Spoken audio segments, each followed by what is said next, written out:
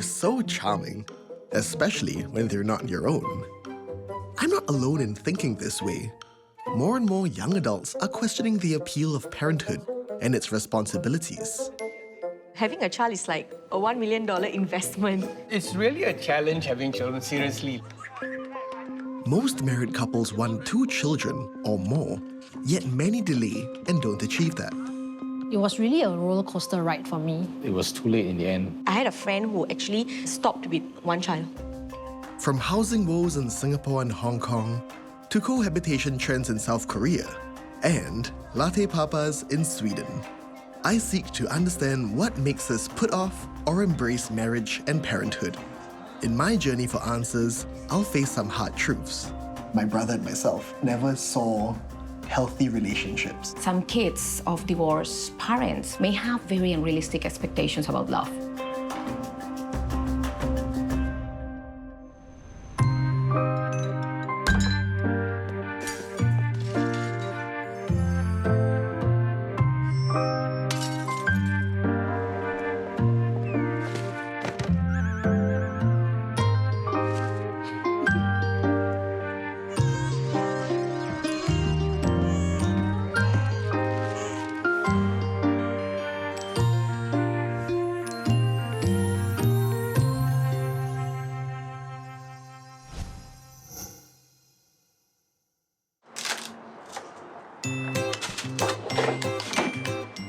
People tell me I'm lucky to have my own home.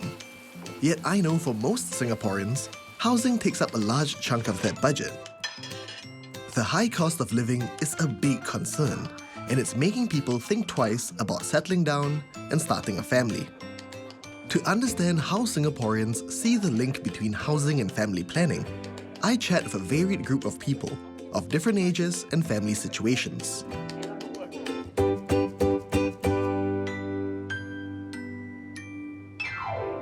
As a young couple that just got married, I think financially wise or like the cost of the housing is more important, not so much on like planning for the children. For me, the size of where I stayed, it doesn't impact me and my wife's thinking of how many kids we should have to fit into this house. I have 12 brothers and sisters, and we all live in a 3-room HDB flat. I found that, you just have to manage.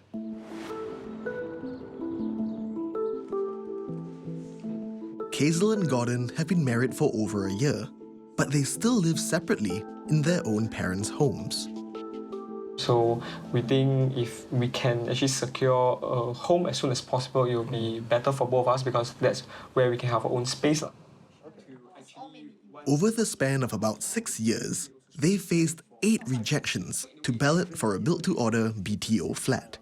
The Housing and Development Board, HDB, shortlisted them for a flat once, but the couple turned it down as they found the location unsuitable.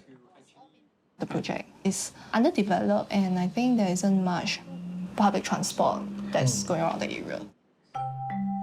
Hazel and Gordon aren't sure why they've been unsuccessful so many times. The HDB says applicants are shortlisted based on a complex matrix of factors that considers applicants' priority and eligibility. So how do you guys feel? Like, has it taken a toll financially, emotionally? I think emotionally has really set us back. We are doing this thinking, like say, oh, what if we're forever not able to get a house? The couple have explored renting and buying a resale flat on the open market, but say it's more expensive. In December 2023, a 4-room HDB resale flat in the town of Jurong West sold for at least 525,000 Singapore dollars, while a 4-room BTO flat in the same town had a selling price from 315,000 Singapore dollars.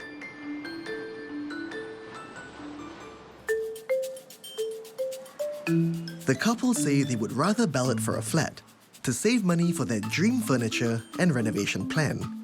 They've been exploring interior decorating ideas for 6 years.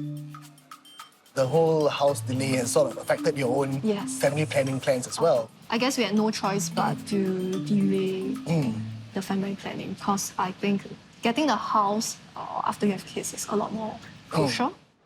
People who tend to have housing in Singapore, they're more likely to have children.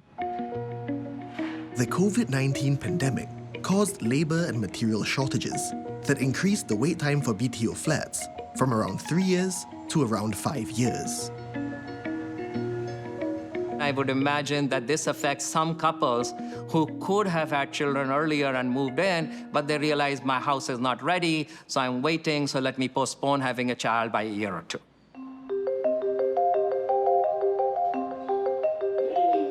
While waiting for their BTO flat, Renton and Roseanne had a child. To kickstart their marriage and parenthood journey, they got provisional rental housing from the HDB. For us, we felt like when a couple is married, right, they should live and cleave. So literally, like, just take themselves out from the family and stay together and like cohabit together. Yeah, so that's I think that's very important because dynamics with other family members around changes the relationship sometimes. But not all Singapore residents qualify for provisional housing, and there's so much pent-up demand for new flats that the HDB has been expediting additional projects. In Singapore, nearly 78% of households live in HDB flats. However, with a rising population and limited land, HDB flats have been shrinking to maximize land use. 4-room HDB flats built in the 1980s were on average 107 square meters. They're now around 94 square meters. In Hong Kong, the crunch for space, coupled with soaring property prices, has led homes to shrink in size even more. Hong Kong is home to one of the world's most expensive property markets, and they even have apartments which are barely the size of a parking lot. So I'm here to unravel the connection between housing and love in this city. So this place costs 2.3 million Hong Kong dollars, which is roughly 400,000 Singapore dollars. And it certainly isn't a place to start a family. I'm gonna see 1, 3, 4, 5, 6, 7, 8. It's not even 9 steps. Could ever smaller living spaces and an increasing cost of living explain why Hong Kong has seen its marriage rates fall to their lowest in 30 years? I'm meeting someone living in another home. It's 14 square meters large, even smaller than the one I visited earlier. Hi! Hi, I'm Aaron. I'm Ivy. Welcome to my little home. Thank you. Wow. Can you tell me more about your housing journey? 其實我之前咧就同屋企人一齊住嘅，咁但係因為我就想同我男朋友搬出嚟住，有自己嘅私人空間啦。咁咁啱佢就有個 studio， 咁我哋就決定咗搬埋一齊住。咁一嚟就佢做嘢方面啦，咁同埋我哋金錢上面都可以慳啲啦。Ivy and her boyfriend used to alternate between living with their families and staying in the industrial estate where they work as cosplay designers. But it's illegal to reside in industrial areas in Hong Kong. That's why they're renting their tiny apartment. Nice to meet you. Hey. Nice to meet you. Aaron. So living in such a small space, what are some of the biggest challenges that you faced? 咁變相就會多咗拗撬嘅，即係有時可能我哋想一人一個私人空間，但係因為逼埋同一個地方，咁變咗就如果嘈交就可能就會冇地方可能大家冷靜下咁樣咯，係啊。如果想有小朋友嘅話咧，就可能真係要有個屋企啦，咁又唔可以同呢個工作室。因為我哋都唔想佢唔係好高質素嘅環境下生活，令到佢個人生發展會有影響。Ruby Lai has been studying Hong Kong's housing problem and its impact on families. Owning a home is not just about social status, but also for like having a stable environment for raising kids. So it's always being seen as a prerequisite for marriage and family formation. But then it is also for investment, and it is highly commodified. So that's why the housing price in Hong Kong is very high. Ruby says that there are 3 main types of housing in Hong Kong. More than half of all households live in private residential homes. Around a third rent public flats. And only about 15% purchase subsidized housing, which are a bit similar to the subsidized public flats common in Singapore. I was told that a lot of Hong Kong youths are actually ineligible for these subsidies. If you are a young couple and then both have a job, full-time job, so it would be quite easy for you to exceed that limit and then you're not eligible for applying this kind of subsidized housing. The waiting time is very long. So you can imagine if you're a young couple and then you're waiting for the public rental housing, but it takes you like 7 to 9 years. And most likely, if you want to have children, they will move out of the city center, so they may live in the suburb or like mainly the new territories in order to rent a place that is complete, not subdivided. So the housing price or rent will be lower. Jody recently moved to the suburbs to seek a better living environment for her child. She used to live in a private flat in Hong Kong's pricey city centre. The last one is like 40 square meter apartment, 2-bedroom, but it's really tiny for 4 people.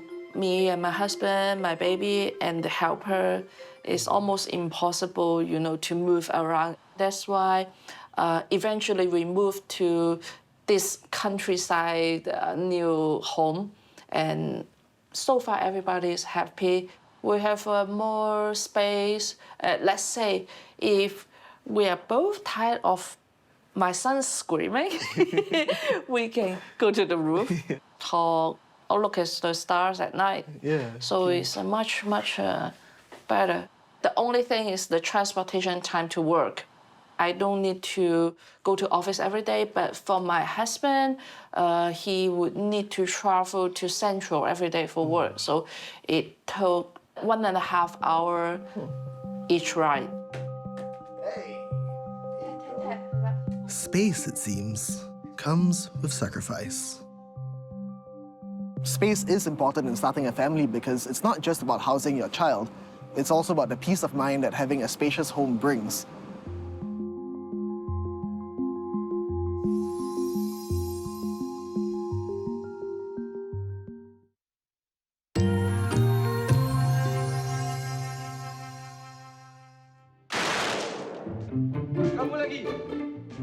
Our work tends to define much of our identities. I'm Aaron, I'm an actor. But getting too caught up in our jobs may make us miss out on other life-defining roles, like being parents. Workism is, of course, a big part of the life of Singaporean. We want to pursue our dream, money, of course, but also status is your identity, your priority, your concern, and that can take away time for having children. Singapore's total fertility rates have fallen to record lows. The number of births per woman has been falling for decades, while a higher proportion of women have been joining the workforce.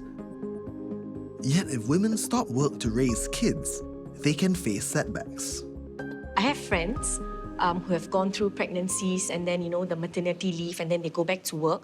So I realized that promotions are affected. Like when the child gets sick, what happens is they tend to take a lot of leaves, and then even though it shouldn't be frowned upon, when you're not productive enough, that is going to affect everybody. So I think this adds on to mental stress. And because of this, I had a friend who actually stopped with one child. I heard a story of this staff member went back to work after 4 months of maternity leave. Yeah. And when she went back to the office, the boss looked at her and said, finally you are back, huh? 4 months of holiday, huh? And then he gave her a lot of fuss. The boss says, another thing, don't get pregnant again next year. Wow.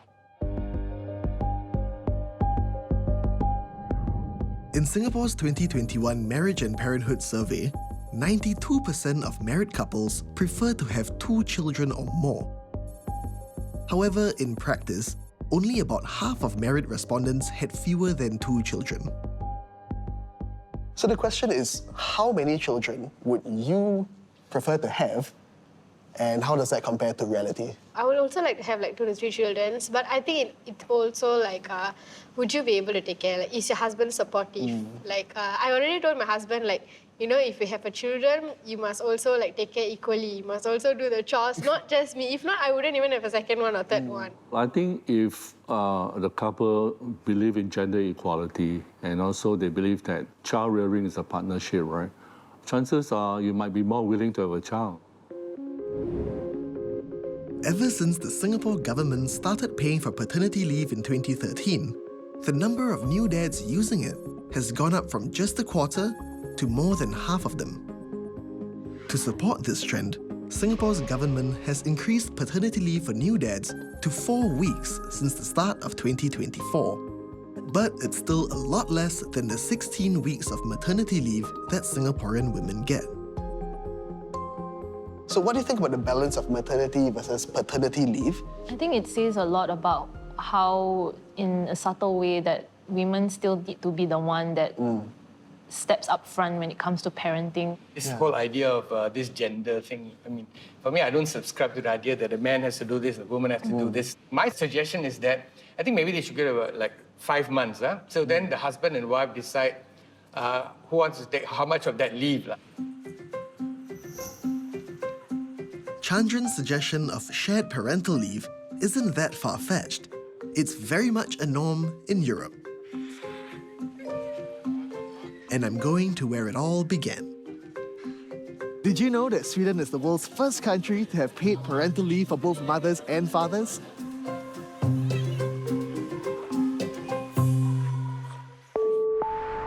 In 1974, Sweden began offering parental leave for both parents. Now, parents share a total of 480 days of leave per child, with 90 days reserved for each parent exclusively. And this leave can be used flexibly until the child turns 12.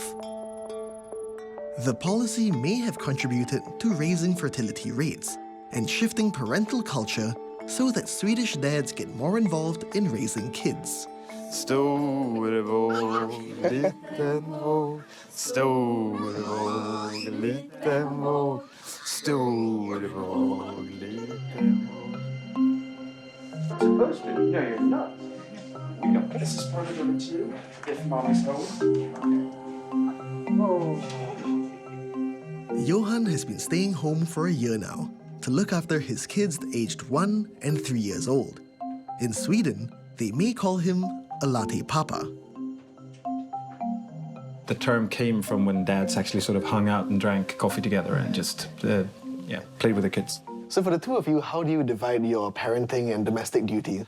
I shop for the house. Yeah, like interior, and I do all the food shopping, grocery shopping, because I really enjoy that. With the kids, it's more from day to day, and we take turns. But I think that it's easier also to be generous towards each other when we both have an equally tight relationship with the kids, and that's hard to do if you're not home. You don't truly become unselfish until you have kids. Yeah. Like, it's always going to be them first, all the time, everywhere. Johan has shown me that he is the person that he said he was. Because it's easy to talk before you have kids. Like, we're going to share equal, I'm going to be this dad. And then we had kids, and he did exactly all the things that he had said. You have to walk the walk. And are you crying? Yeah, I didn't know you were going to say that. That's really nice. Thank you.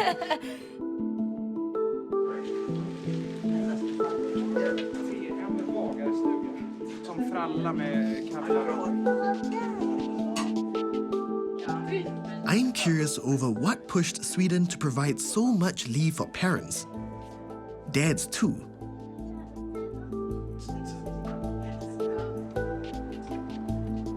Professor of Demography, Ann-Sophie de Vander, says shared parental leave is the result of Sweden's historic push for gender equality. During the 60s in Sweden, there was a big debate about gender equality and the need for economic independence for women and men. And at the same time, of course, women were needed on the labor market. So these two things together make it possible to then for parents to both work and to continue to have a family as well. To talk about fertility, you need to think about many different components, but surely I think gender equality and the welfare system and the parental leave is one area that's really important. The idea that both parents should play an equal role in caring for children goes beyond policy. It has reshaped culture, even changing a pervasive and centuries-old profession in Sweden. Midwives once concerned themselves mostly with delivering babies and caring for the mothers. But today, they also motivate daddies to get on board the parenting journey as soon as possible. Things that we see about men generally and research-wise is actually they usually feel a bit excluded from parenting. If you start at the very beginning, start to try to connect to this child, then you will have a relationship to this life when it comes out into the world. And it will be important to you to keep that relationship going. You will not feel like the second parent, you will feel like the other half of the parenting team. I'd love to believe that Sweden's parental policies can be applied in Singapore, but ultimately I think it is something that is very much entrenched in local culture. And it's not just from the top down. On the ground, fathers need to want to be more involved in their kids' lives.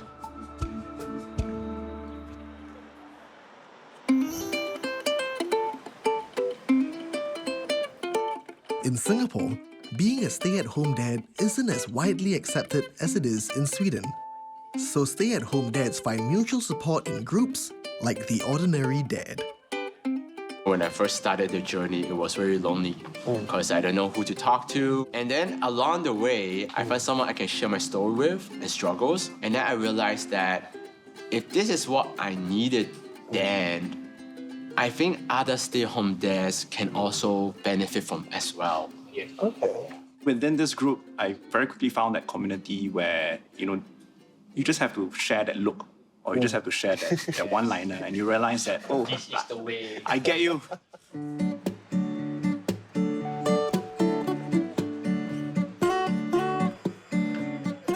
Josiah has been a full-time stay-at-home dad for a year now.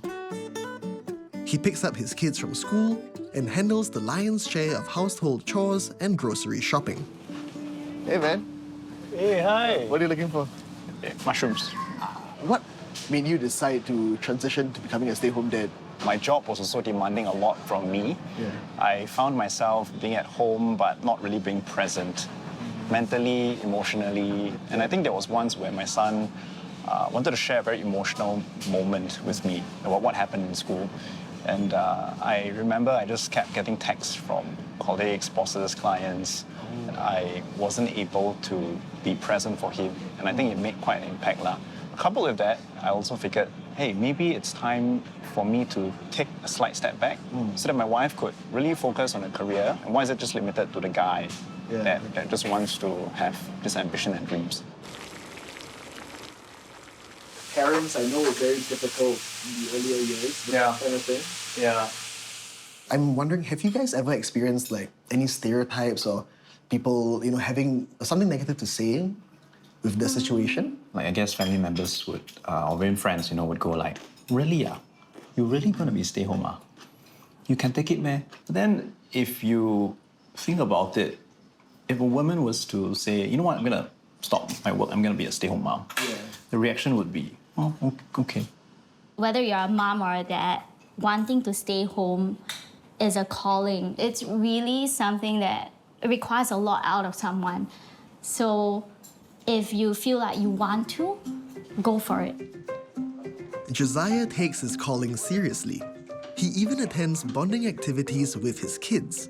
This Adventure with Dad program is organized by the Center for Fathering.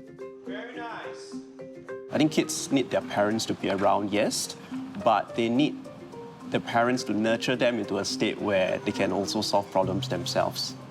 If they fail along the way, they know that you're there. Research shows that when dads dive into parenting, their kids tend to grow up feeling confident and secure. And this sense of security often stays with them into adulthood. Unfortunately, I didn't have that advantage. So when I was growing up, I did feel a bit embarrassed, like, oh yeah, how do I explain that my dad's not around kind of thing? And all my friends, their parents were still together. But by the time I hit secondary school, I realized that actually quite a number of my friends were from single-parent households. Given how commonplace divorces have become, are young adults questioning the lifelong commitment of marriage?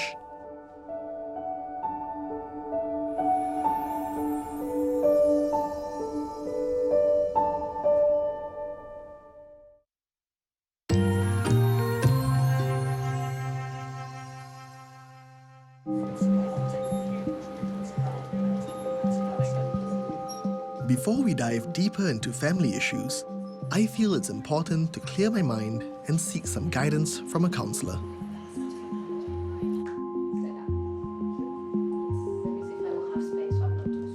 I grew up in a household with my mom, who's a divorcee, my single auntie, who's never been married. So we were raised by women, but we also never saw healthy relationships. You didn't have a good role model, right, of what a healthy relationship would be. My last relationship, where even when things were going very well, there's still this fear or like hesitation when it comes to committing to something lifelong. Okay. And I've always wondered, is it because I'm a child of divorce? Some kids of divorced parents may have very unrealistic expectations about love, right?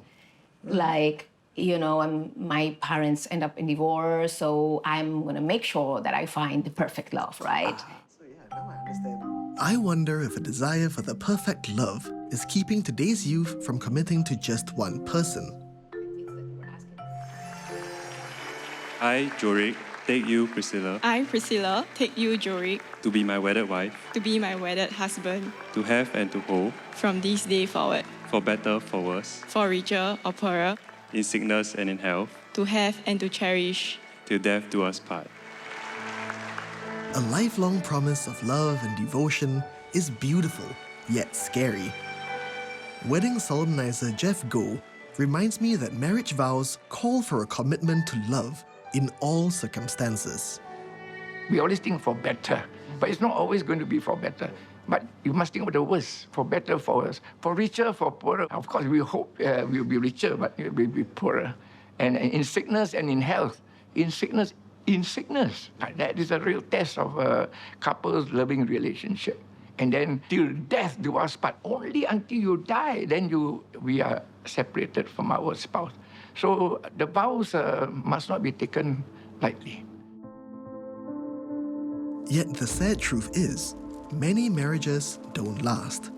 About 24% of marriages from the year 2001 were dissolved before their 20th anniversary. I feel like I see divorces all the time. I keep hearing about it, maybe because we don't, talk about successful marriages. They're just there. I myself am from, my parents are divorced. If marriages are sacred, why are there so many divorces now? I think for my case, there was a lot of the weight was on me in terms of like the household chores, the work that I had to do, the parenting as well. So all of that created a lot of friction. And I actually asked myself, like, do I want to be with this man until I'm old and feel a lot of resentment? And I told myself that's not the life I want to live, and it's going to affect my son as well. So that's the reason why I took on that divorce. Marriage is a commitment. That's very important. I mean, you do everything that you can to reconcile when you have difficulties, challenges, and all that, because it's a commitment. While most Singaporeans want to marry, looking at Singapore government surveys over the last decade, there has been some decline in the aspiration to marry. In contrast, cohabitation is trending across Asia. So I'm back here in South Korea to explore an interesting phenomenon. Despite being a conservative country, more and more young people are now open to the idea of cohabitation. I wonder why that's the case. From a 2022 Korea Social Survey, 7 out of 10 South Koreans prefer cohabiting over marriage. There was even a reality show made about it. Living Together Without Marriage ran for 20 episodes. Kim Jin is the show's chief producer. 그래서 동거라고 하는 게 사실 한국에서는 굉장히 좀 쉬쉬하고 금기시했던, 알려지지 않게끔 했었는데 어떠한 이유로 이것을 당당하게 밝히고 선택하게 됐는지, 그래서 그 얘기를 통해서 지금 바뀌고 있는 세대의 가치관 그리고 결혼에 대한 가치관들을 있는 그대로 한번 보여주자. Because South Korea is a very traditional and conventional country, Yeah. why do you think we're seeing this trend of more young couples choosing to cohabit? 왜냐하면 결혼에 대한 부담감 때문인 것 같아요. 뭐 각자 이유들은 다르겠지만 결혼이란 건 단지 그 사랑하는 연인 남자와 여자가 둘이 만나서 사는 게 아니라 한국에서는 가족과 가족이 만나서 그 공동체를 이루는 형태거든요. 그러다 보니까 생기는 여러 가지 갈등들이 있고, 그리고 아이를 낳는지 육아의 문제라든지 이런 여러 가지 책임과 의무들이 발생하게 되는데, 그래서 정말 사랑한다면 동거를 통해서 서로에 대한 이해나 희생을 좀 하고, 이걸 내가 감수할 자신이 있는지를 한번 정확하게 생각하고 난 뒤에 결혼을 선택하면 더 좋지 않을까. One of the show's cohabiting couples is Song-ho and Sang-mi. They're both 34 years old and have been living together for 2 years.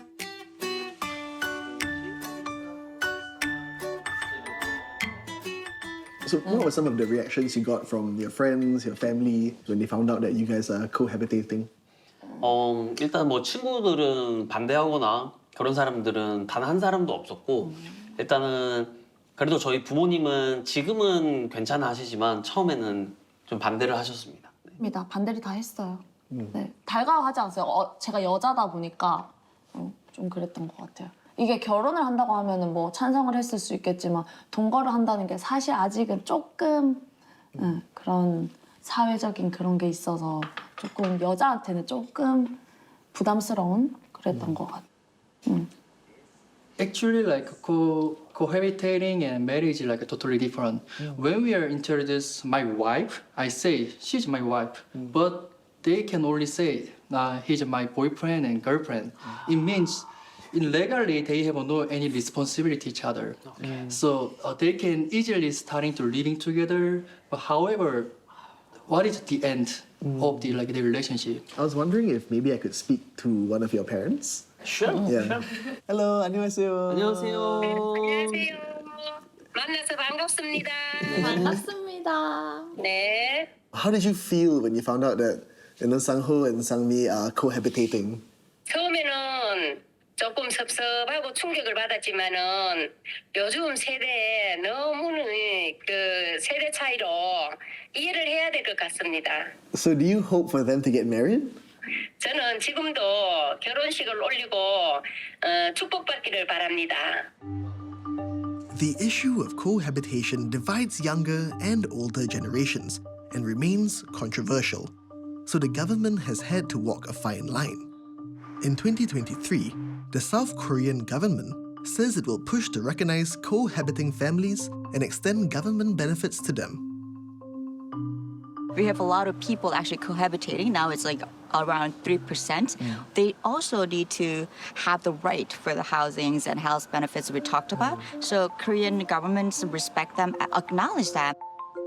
Professor Shin Eun-kyung says as more young adults cohabitate, it can delay marriage and parenthood in South Korea, a country which already has the lowest total fertility rates in the world. A lot of European countries have babies outside marriage, but we do not. I think when we relax the assumption, allowing baby outside of marriage, then we can maybe increase the birth rate a little bit, but still there's a lot of social issues associated with that. While I'm open to cohabitation, I've seen how it can divide people, even my diverse group of Singaporeans.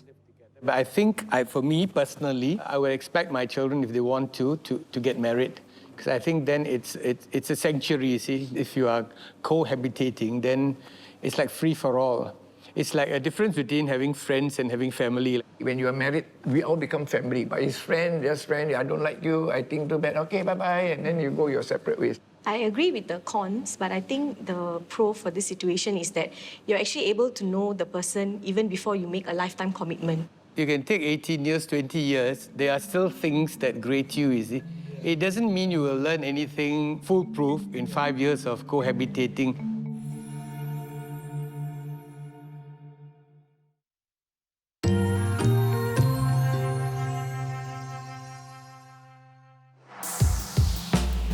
If you think people who look fit must be fertile, think again.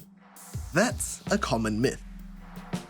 This clinic has agreed to analyze my sperm so we can take a closer look at fertility. This is a real result of the sample that you submitted earlier. That's the total number of sperms, 81.6 million per ejaculate. So this is very good. Quantity is important, but the doctor says quality matters too. Quality sperm should be able to swim forward quickly. Doctors call that motility. They are also assessed based on their DNA and the shape of their heads and tails. Doctors call that morphology. So just based on this sample here, the conclusion is that morphology is low, DNA fragmentation is also relatively high, but not to the extent that we are worried. There is also a general trend that if you look at worldwide, there is a decreasing quality of the sperm condition.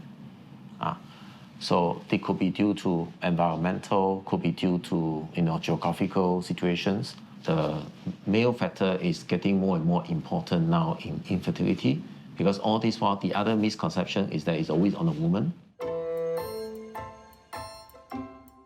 All right, so now we're going to play a quick game on fertility misconception. All right, so there'll be a few statements and you can answer whether they are true or false. Around 1 in 100 couples face fertility problems in Singapore.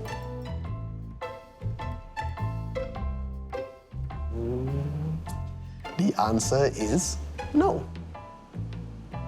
So the stats are, infertility affects 1 in 6 couples in Singapore, no matter a person's gender, race, or ethnicity. Many Singaporeans have wrong ideas about fertility. In a Singapore government survey, over 70% of respondents had the misconception that assisted reproduction technology like IVF would have very high success rates for women above age 40. And this may delay people from seeking IVF. This is a very common situation whereby a lot of our patients actually come to us and say that, oh no, IVF will be my last resort. IVF success rate is very much dependent on the woman's age. Age effect on eggs. So as you get older, the eggs quality is not that good, and these conditions will not be able to be corrected with IVF. So the success rate is still lower even if you do IVF. For women over 40, the average success rate of assisted reproductive technology is around 6%.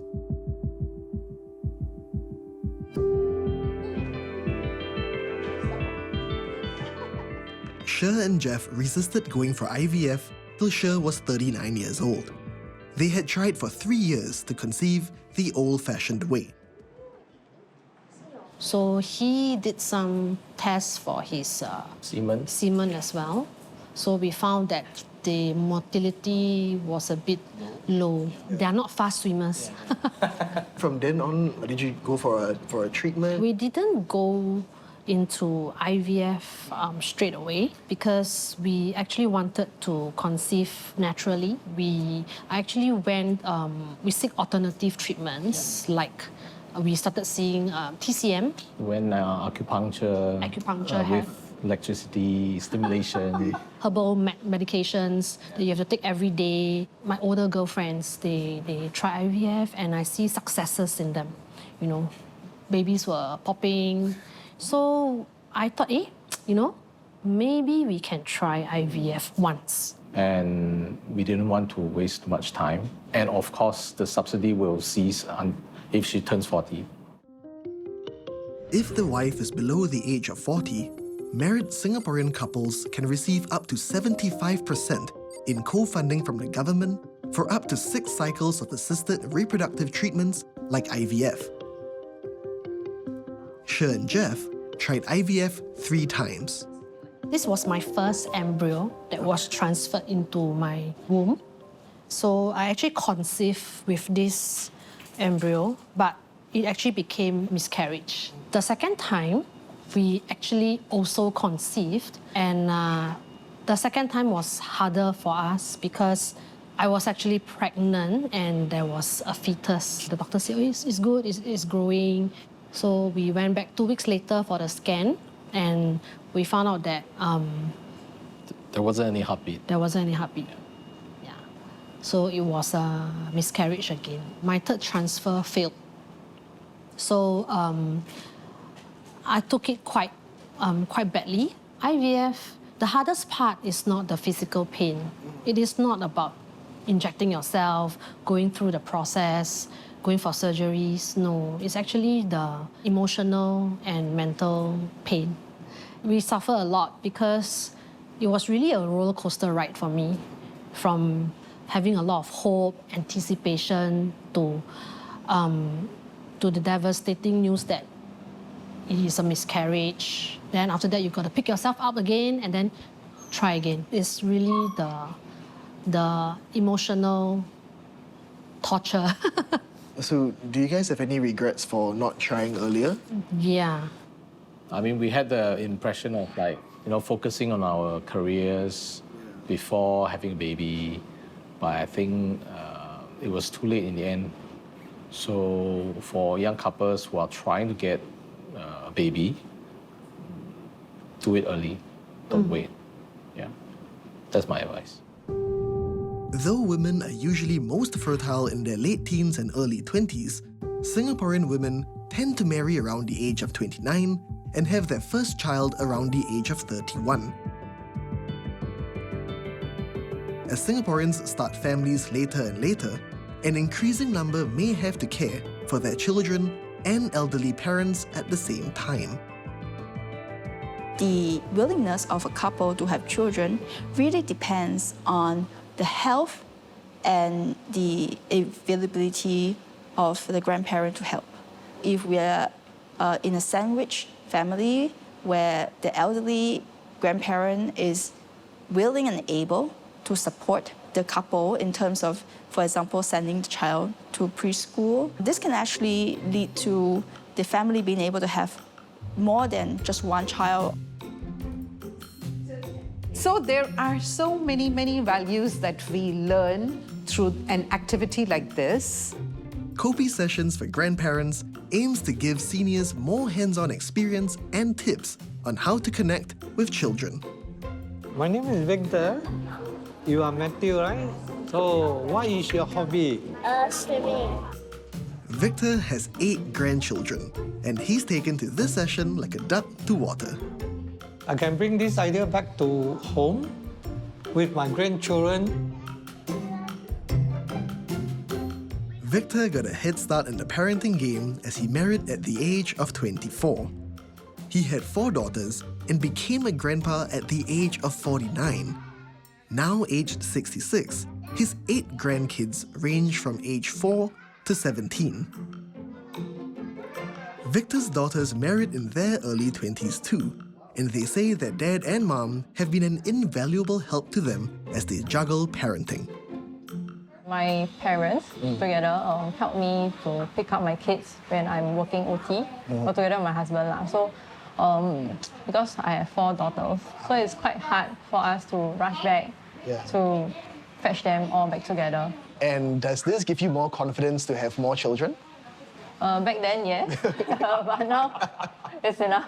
And when you are older, do you want to get married young and have children young? I definitely want children because every Saturday the atmosphere here is very lively and I want that in the future. And then seeing my mom and her sisters very bonded together also makes me want that for my children in the future because they can rely on each other. It's really sweet to see how involved Victor and his wife are in their grandkids' lives, and they put in so much effort in keeping this family closely knit. So perhaps having our parents be more involved in our lives and the lives of our own new families would help us comfortably and happily raise the next generation. For grandparents to be young and fit enough to lend a hand, people may have to start a family early, marry early, and find love without delay.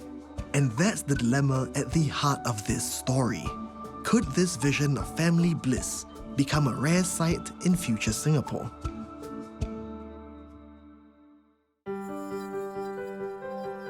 After going on this journey to understand more about love and family around the world, it seems that across cultures, there's a global shift in mindset, and people nowadays are choosing to prioritize personal interests over starting a family.